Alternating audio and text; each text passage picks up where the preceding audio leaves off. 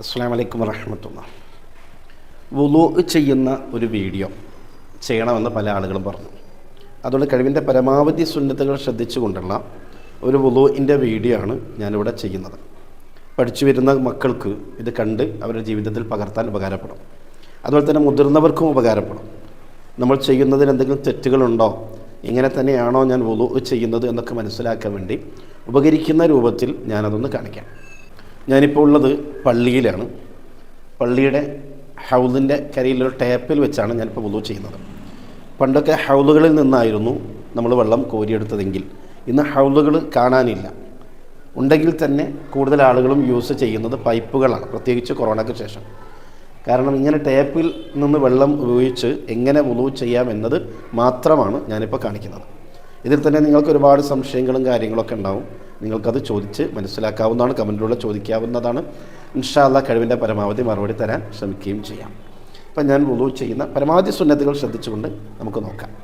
എല്ലാം പൂർണ്ണമായി എന്ന് ഞാൻ അവകാശം പറയുന്നില്ല, എന്നാലും കഴിവിൻ്റെ പരമാവധി ശ്രദ്ധിക്കാം.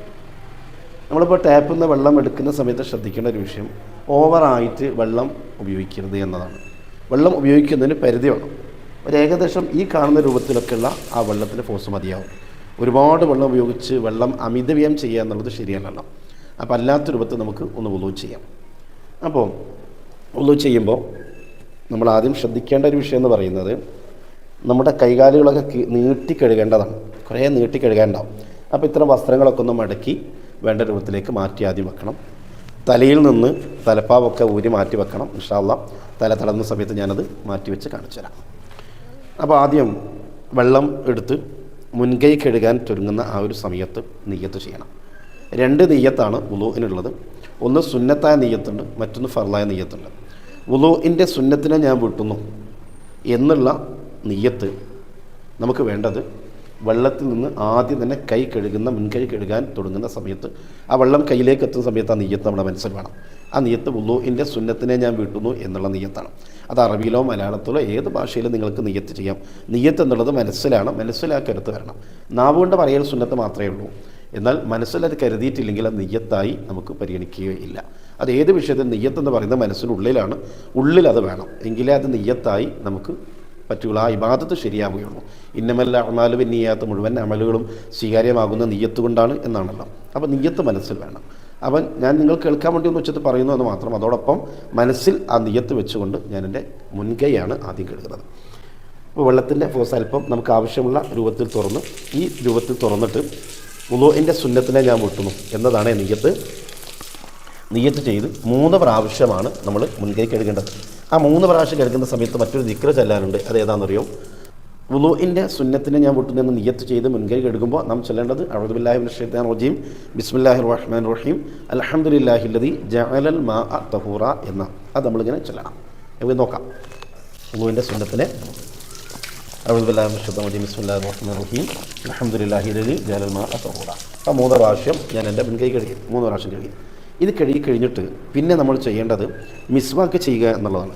അഥവാ പല്ല് തേക്കുക. നമുക്ക് ബ്രഷ് ഉപയോഗിക്കാം, അല്ലെങ്കിൽ ഏറ്റവും നല്ലത് അറാക്ക് ഉപയോഗിക്കലാണ്. എൻ്റെ കയ്യിലുള്ളത് ഇത് അറാക്കാണ്. ഇതെൻ്റെ ഒരു സുഹൃത്ത് എനിക്ക് തന്നൊരു അറാക്കാണ്. ഇതൊക്കെ അറാക്കുകളാണ് സാധാരണ ഉപയോഗിക്കാറുള്ളത്. അപ്പോൾ അറാക്ക് ഉപയോഗിക്കുമ്പോൾ ഈ അറാക്ക് ഇതിപ്പോൾ വണ്ണം കുറഞ്ഞതാണ്, കുറച്ച് വണ്ണമുള്ളതൊക്കെ നമുക്ക് ഉപയോഗിക്കാം. ഈ ഭാഗം ഞാനിപ്പോൾ ഒരു ഇതെടുത്തിട്ട് ഒന്ന് തച്ച് പരത്തിയതാണ്. ഇങ്ങനെ ചെറിയ രൂപത്തിലേക്ക് ഒന്നാക്കി മാറ്റുക, ഒന്ന് ഒടുക്കുക. ഇത് നല്ലപോലെ കഴുകിയിട്ട് ഇതുകൊണ്ടാണ് നമ്മൾ ബ്രഷ് ചെയ്യേണ്ടത്. ബ്രഷ് ചെയ്യാൻ വേണ്ടി പിടിക്കേണ്ടത് അവിടെ ഒരു സുന്നത്ത് കൂടിയുണ്ട്, ശ്രദ്ധിക്കുക. നമ്മുടെ 5 വിരലിൽ നിന്ന് 2 വിരൽ താഴ്ത്ത് 3 വിരൽ ഇങ്ങനെ, അപ്പം ഈ 2 ഘട്ടമാക്കുക. അതായത് ഇതിൻ്റെ ഇടയിലേക്ക് നമ്മൾ 2 വിരലിക്കിടയിലേക്ക് ഈ മിസ്വാക്ക് ഇങ്ങനെ വെക്കുക. ഇത് നോക്ക് നിങ്ങൾ, 2 വിരൽ അല്ല, ഈ 2 വിരലിൻ്റെ ഇടയിലേക്ക് ഈ മിസ്വാക്ക് വെച്ചിട്ട് 3 വിരലോട് ഇങ്ങനെ പിടിക്കുക. ഇങ്ങനെ പിടിച്ചുകൊണ്ട് മിസ്വാക്ക് ചെയ്യൽ സുന്നത്ത് കൂടിയാണ്. കാരണം ഇങ്ങനെ നമ്മൾ ഒന്നിച്ച് ഇങ്ങനെ പിടിക്കലും ഇങ്ങനെ പിടിക്കുന്നതൊക്കെ നല്ലത്. ഈ രൂപത്തിൽ ചെയ്താൽ ഇങ്ങനെ ശീലിച്ച് നോക്കൂ, വളരെ എളുപ്പത്തിൽ നമുക്ക് 2 ഭാഗത്തേക്കും ഒരുമിച്ച് മിസ്വാക്ക് പല്ല് തേക്കാൻ കഴിയും. അപ്പോൾ ഈ രൂപത്തിൽ പിടിക്കുക എന്നുള്ളത് ഒരു സുന്നത്ത് കൂടിയാണ്. അപ്പോൾ ഈ രൂപത്തിലേക്ക് നമ്മൾ പിടിച്ച് ശീലിക്കുക. തുടക്കത്തിലൊക്കെ അല്പം പ്രയാസമൊക്കെ ഉണ്ടാവും, പിന്നീട് നമുക്കത് ശരിയായി വരും.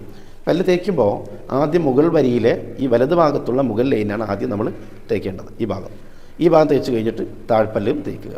എന്നിട്ട് ഇടതുഭാഗത്ത് മുകൾ വരി, പിന്നെ താഴ്വരി. ഇങ്ങനെയാണ് ബ്രഷ് ചെയ്യേണ്ടത്. അപ്പോൾ നമ്മൾ മുൻകൈ കഴുകി കഴിഞ്ഞു. ഇനി നമുക്ക് ബ്രഷ് ചെയ്യാണ് വേണ്ടത്. ആദ്യം ബ്രഷ് ഒന്ന് കഴുകാം. കഴുകി കഴിഞ്ഞിട്ട്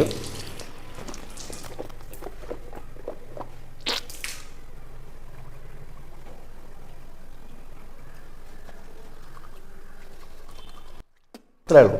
സുന്നത്തിന് വേണ്ടി നമ്മളത് ചെയ്ത് കഴിഞ്ഞതിന് ശേഷം ഈ ബ്രഷ് നമുക്കെടുത്ത് നിലത്ത് വെക്കരുത്, ഒന്ന് മാറ്റി വെക്കാം. ഇനി നമുക്ക് വായിൽ വെള്ളം കുപ്പിളിക്കുകയും മൂക്കിൽ വെള്ളം കയറ്റിച്ചീറ്റുകയും ചെയ്യണം.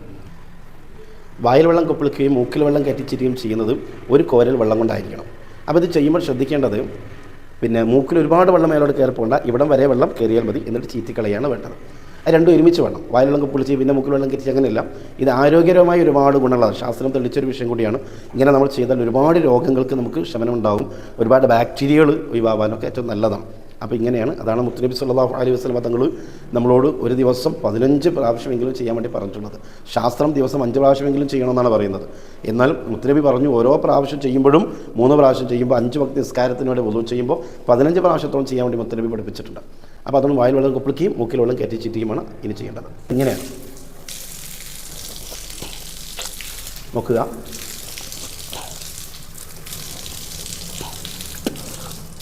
വലത് കൈകൊണ്ടെടുത്ത് വെള്ളം മൂക്കിലേക്കാക്കി ഇടത് കൈ കൊണ്ട് ഇങ്ങനെ ചീറ്റിക്കളഞ്ഞു. ഇങ്ങനെയാണ് വേണ്ടത്. ചില ആളുകൾ അതിങ്ങനെ ചെയ്യും, അങ്ങനെയല്ല, വിരൽ കയറ്റാനല്ല പറഞ്ഞിട്ടുള്ളത്, വെള്ളമാണ് ചീറ്റുന്നത്. അപ്പോൾ ശ്രദ്ധിക്കുക, ഇങ്ങനെ വെള്ളം എടുക്കുക, ഇതെടുത്ത് ഇടത് കൈ കൊണ്ട് ചീറ്റിക്കളയും. ഇങ്ങനെ ചെയ്യാം. അതിനുശേഷം നമുക്ക് ഇനി ചെയ്യേണ്ടത് 3 പ്രാവശ്യം അത് ചെയ്തല്ലോ.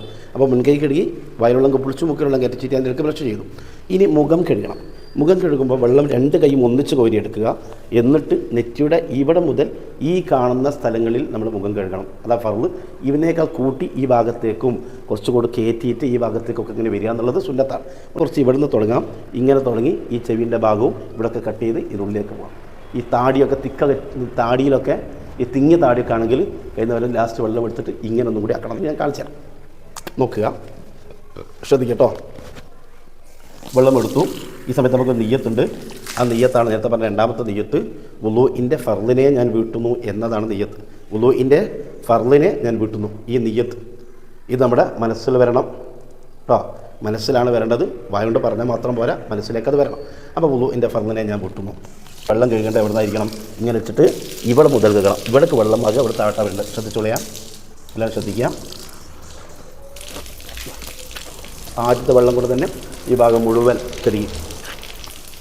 ഇവിടൊക്കെ കഴുകൽ വന്നു, എല്ലാ ഭാഗത്തും കഴുകൽ വന്നിട്ടുണ്ട്. ഇങ്ങോട്ടൊക്കെ നീട്ടി കഴുകുക. കയ്യിൻ്റെ പരമാവധി ഒന്ന് കിട്ടാൻ വേണ്ടി ശ്രദ്ധിക്കുക. ആ സമയത്ത് പീളൊക്കെ ഇതാ ഈ ഭാഗം ശ്രദ്ധിക്കുക. മൂക്കിൻ്റെ ഈ ഭാഗം വെള്ളമായിട്ട് നോക്കുക. ഈ ഭാഗം വെള്ളം ചേരാൻ പ്രയാസമുണ്ട്, ഇവിടെ നോക്കുക. അതാണ് എല്ലാ അതിർത്തിയും കറക്റ്റ് ഒറ്റ പ്രാവശ്യം, ആദ്യത്തെ പ്രാവശ്യം തന്നെ മുഴുവനാക്കുക. 2-3 പ്രാവശ്യം പിന്നീട് അങ്ങോട്ട് കഴുകുക മാത്രം ചെയ്താൽ മതി. ഇങ്ങനെ